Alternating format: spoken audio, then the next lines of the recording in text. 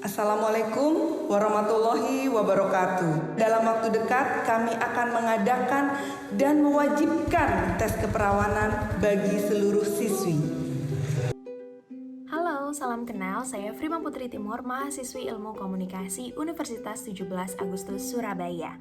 Dan dalam video ini saya akan membahas terkait analisis isu gender dalam film Yuni.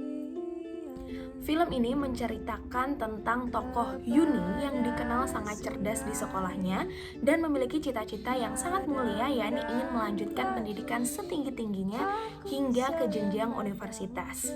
Namun, pada suatu hari, Yuni dilamar oleh seseorang yang tidak ia kenali. Ia pun menolak lamaran tersebut hingga akhirnya lamaran kedua pun datang. Mengingat mimpinya untuk melanjutkan pendidikan setinggi-tingginya, akhirnya Yuni pun juga menolak lamaran kedua ini. Hingga akhirnya ia dihadapkan dengan beredarnya mitos di lingkungannya bahwa apabila seorang perempuan menolak lamaran dari seorang laki-laki sebanyak 2 kali, diyakini bahwa perempuan ini tidak akan menikah untuk selama-lamanya.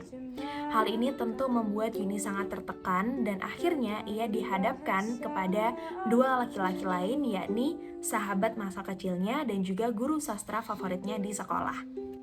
Nah, sebagai informasi, film Yuni ini adalah film drama Indonesia yang dirilis pada tahun 2021.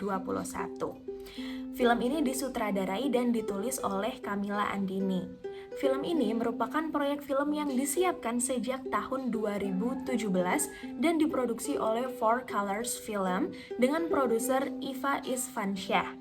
Tokoh Yuni diperankan oleh Arawinda Kirana yang merupakan debut layar lebarnya dan berhasil memenangkan Piala Citra untuk pemeran utama perempuan terbaik. Yuni melakukan penayangan perdana secara internasional di Festival Film Internasional Toronto pada 12 September 2021, kemudian dirilis di Indonesia pada 9 Desember 2021. Karena film ini ingin mengangkat terkait isu perempuan di daerah, maka film ini sengaja menggunakan latar bahasa daerah, yakni bahasa Jawa Serang atau biasa disebut bahasa Jaseng. Ada banyak sekali isu-isu gender yang diangkat dalam film ini. Di antaranya adalah yang pertama, isu terkait pernikahan dini. Yuni dan teman-teman perempuannya dihadapkan pada tekanan sosial untuk menikah di usia muda.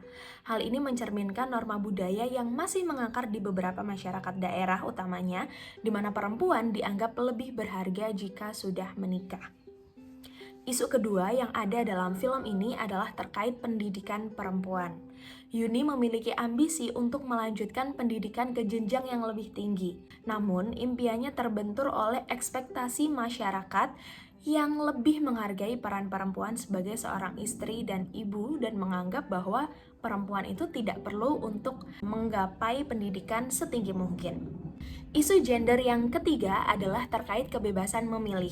Yuni harus berjuang untuk mendapatkan kebebasan dalam memilih masa depannya sendiri, tanpa harus tunduk pada keinginan orang tua ataupun norma sosial yang berlaku. Dan isu gender yang keempat dalam film ini adalah terkait seksualitas dan reproduksi. Film ini juga menyentuh isu seksualitas dan reproduksi yang seringkali menjadi tabu untuk dibicarakan, terutama di kalangan remaja perempuan. Setelah isu gender, film ini juga berkaitan secara langsung dengan beberapa teori feminisme. Di antaranya adalah feminisme liberal. Teori feminisme liberal menekankan pada kesetaraan individu termasuk kesetaraan gender dalam kerangka hukum dan sosial. Dalam film Yuni, perjuangan Yuni untuk melanjutkan pendidikannya merupakan manifestasi dari semangat feminisme liberal. Ia ingin memiliki hak yang sama dengan laki-laki untuk mengejar cita-citanya dan tentunya dalam bidang pendidikan. Teori feminisme yang berkaitan dengan film ini yang kedua adalah feminisme radikal. Feminisme radikal berfokus pada akar sistem patriarki yang mendominasi masyarakat. Film Yuni menyoroti berbagai bentuk penindasan terhadap perempuan, seperti tekanan untuk menikah muda, tes keperawanan, dan pandangan masyarakat yang merendahkan perempuan. Ini semua merupakan manifestasi dari struktur kekuasaan patriarki yang ingin diubah oleh feminisme radikal. Teori yang ketiga adalah teori interseksionalitas. Feminisme interseksionalitas menekankan bahwa penindasan tidak hanya berdasarkan gender, tetapi juga melibatkan faktor-faktor lain seperti kelas sosial, ras, dan juga etnis. Dalam film Yuni, identitas kelas sosial Yuni sebagai seorang perempuan dari keluarga sederhana memperparah tantangan yang ia hadapi. Nah, kesimpulan dari film Yuni ini adalah film ini merupakan film yang sangat-sangat bagus karena mengangkat berbagai isu terkait perempuan dan gender, khususnya perempuan-perempuan di daerah yang sampai hari ini masih memiliki hambatan luar biasa besar dari lingkungannya untuk menggapai cita-citanya.